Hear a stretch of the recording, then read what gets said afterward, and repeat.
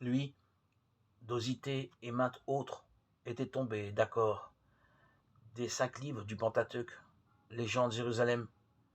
Ils ne les appelaient même pas prêtres, ne semblaient reconnaître en fin de compte que le Lévitique et les Nombres, ce qui flattait le plus les prérogatives de leur caste. Ils représentaient l'illustration de la conjonction entre l'étroitesse de cœur et celle de l'esprit. Mais rien ne servait de les haïr depuis les rives de la mer de sel. Il fallait aller leur donner la répartie sur le terrain. Qumran était une fin du monde et le monde n'était pas fini. Enfin, mais ce n'était là qu'une raison accessoire.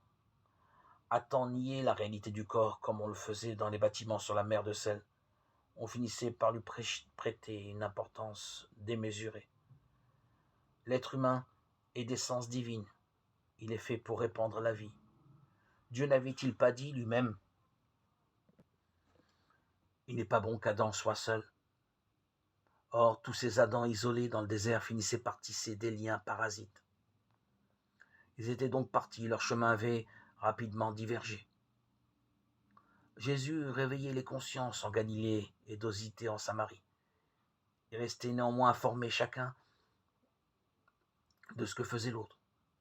Jésus savait aussi que la compagne de Dosithée avait, elle, été sa femme, était partie avec l'une des disciples de celui-ci, Simon le magicien.